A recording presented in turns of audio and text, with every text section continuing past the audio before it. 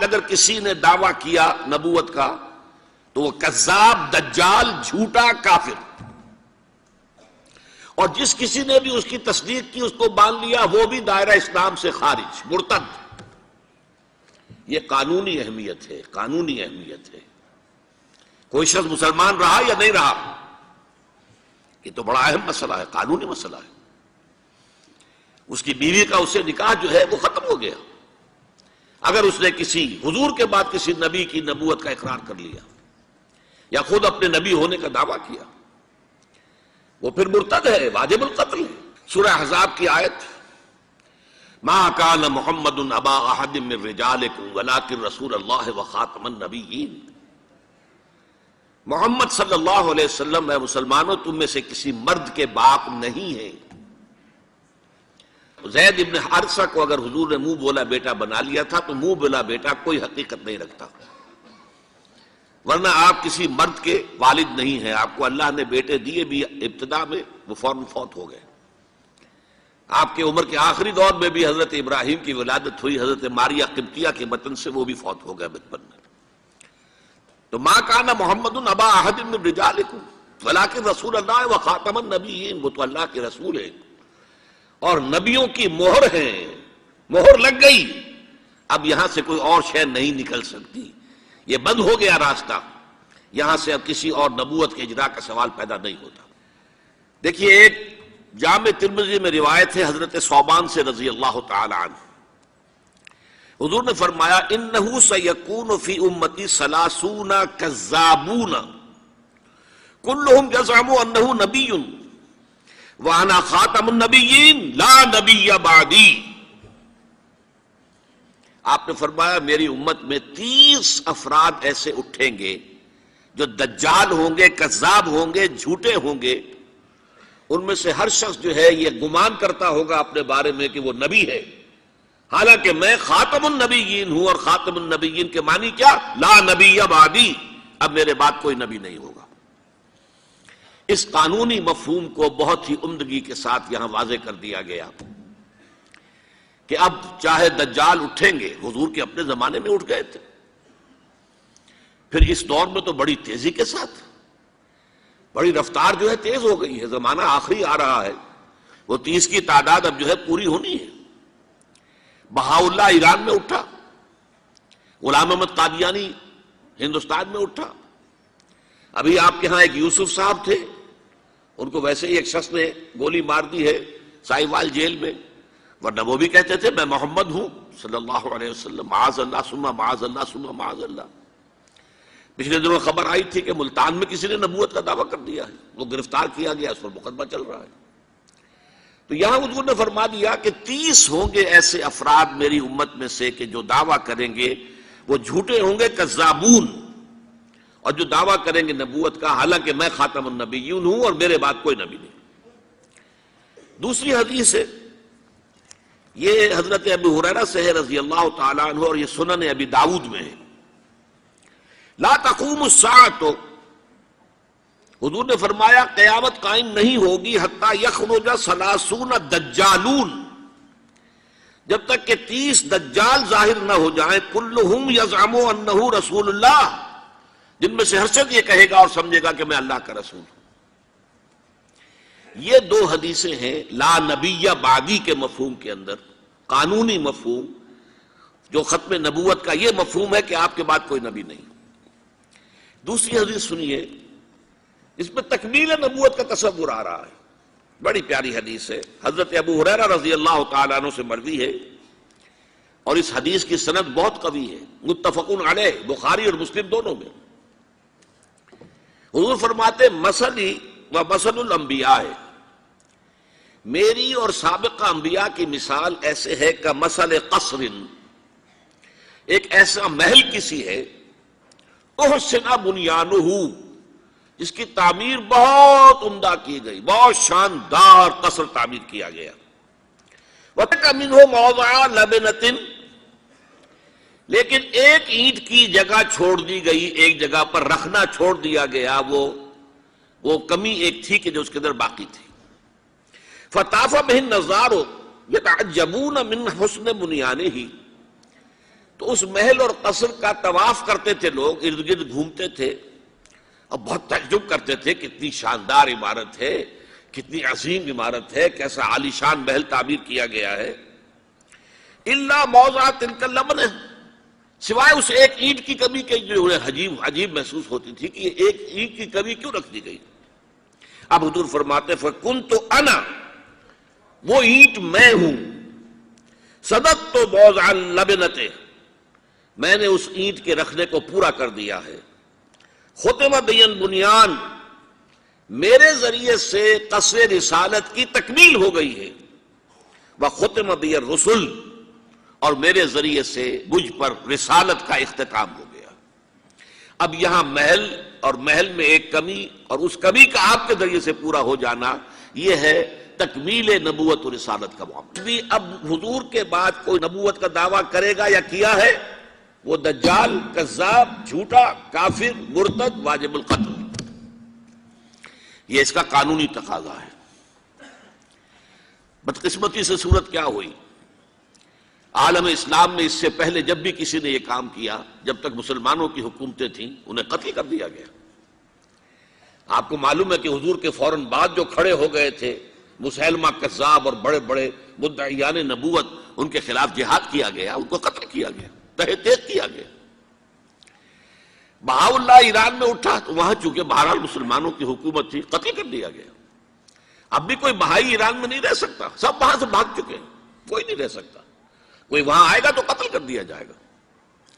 لیکن یہاں معاملہ یہ تھا کہ انگریز کی حکومت تھی، انگریز کی حکومت میں ہر شخص کو کھلی چھوٹ تھی۔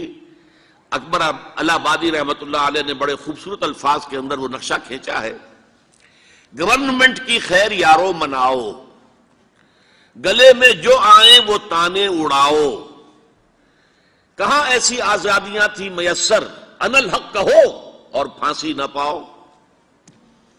اگر اسلامی حکومت ہوتی، مسلمان حکومت ہوتی، چاہے اعلی معیاری اسلامی حکومت نہ بھی ہوتی، مسلمانوں کی حکومت ہوتی، تو جس نے ان الحق کہا منصور، وہ سولی چڑھا دیا گیا یا نہیں؟ جس نے نبوت کا دعویٰ کیا وہ قتل کر دیے گئے کہ نہیں؟ انگریز کی حکومت تھی، گورنمنٹ کی خیر یارو مناؤ، گلے میں جو آئے وہ تانے اڑاؤ، خدائی کا دعویٰ کر دو، نبوت کا دعویٰ کر دو، رسالت کا دعویٰ کر دو، کوئی پوچھنے والا نہیں، کوئی پکڑنے والا نہیں، کسی دارو گیر کا کوئی اندیشہ ہی نہیں۔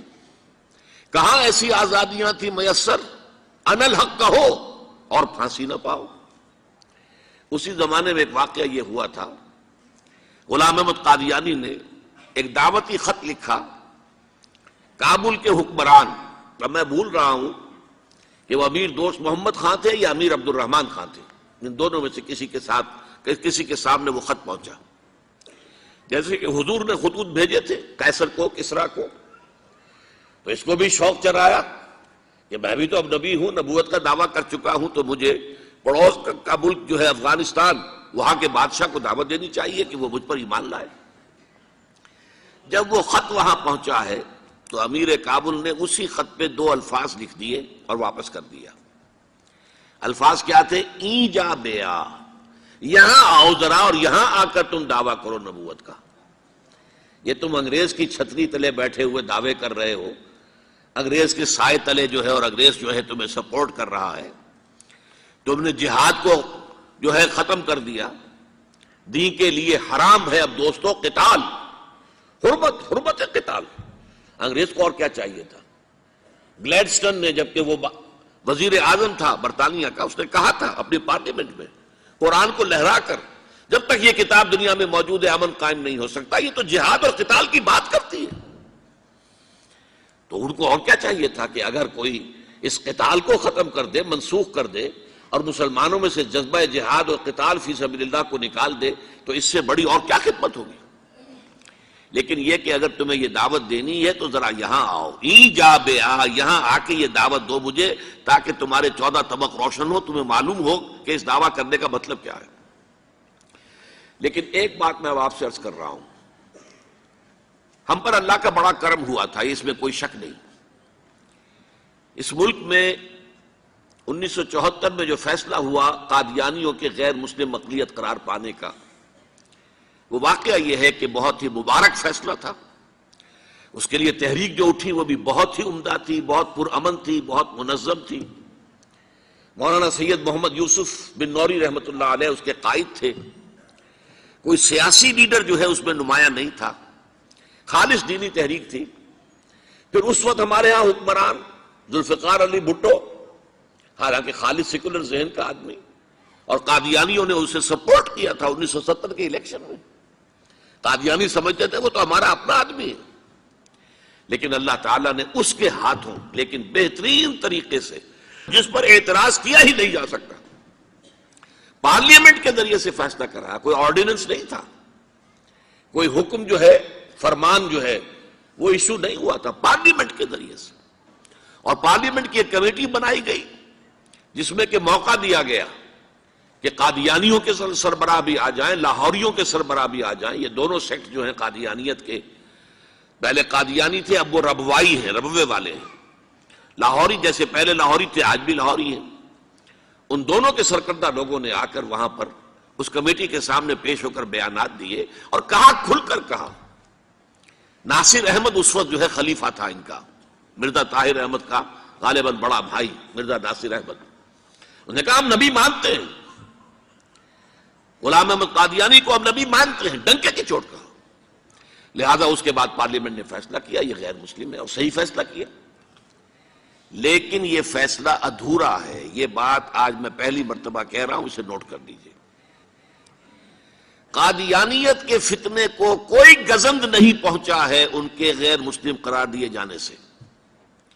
وہ فتنہ جوں کا توں پنپ رہا ہے، جوں کا توں پھیل رہا ہے، جوں کا توں وہ اپنے سرطان کی جڑیں پھیلا رہا ہے ہمارے معاشرے میں. اور ویسے یہ کہ عالمی سطح پر انہیں بڑی سرپرستی حاصل ہو گئی ہے. پوری دنیا جو ہے، مغربی دنیا، وہ ان کی سرپرستی کر رہی ہے. لیکن یہ کہ اندرون ملک بھی اس فتنے کا قلع قبا اگر ہو سکتا تھا تو صرف اس وقت جبکہ اس فیصلے کا جو قانونی اور منطقی تقاضا ہے وہ بھی پورا کیا جاتا، اور وہ یہ کہ مرتد کو قتل کی سزا دی جاتی. اسلام میں مرتد کی سزا قتل ہے. وہی میں نے آپ سے عرض کیا، حضرت ابوبکر صدیق کے زمانے میں کیوں قتال کیا گیا، اور جتنے بھی لوگوں نے نبوت کے دعوے کیے انہیں کیوں قتل کیا گیا ہمیشہ اسلام کی تاریخ میں. لہذا مرتدین کی سزا، سزائے قتل جب تک نافذ نہیں ہوگی اس فتنے کو کوئی گزند نہیں پہنچے گا. بلکہ وہ تو اپنے آپ کو مظلوم سمجھتے ہیں، مظلوم کیسے سے پیش کرتے ہیں. اور ظاہر بات ہے کہ وہ سارے شاعر، چاہے آپ آرڈیننس نافذ کر لیں، لیکن ان کے جمعے کی نماز ہوتی ہے. یہ ٹھیک ہے کہ وہ مسجد کی شکل نہیں بنا سکتے، ماڈل ٹاؤن میں ایک بڑی کوٹھی کے اندر ان کا جمعہ ہوتا ہے، ان کی عیدیں علیحدہ ہوتی ہیں. وہ سارے شاعر اسلامی کو استعمال کر رہے ہیں، اور الٹا مظلومیت جو ہے اس کا لبادہ اوڑھ لیا ہے. جیسے دنیا میں یہودیوں نے ہولوکوسٹ کی مظلومیت کا لبادہ اپنے اوپر اوڑھا ہوا ہے.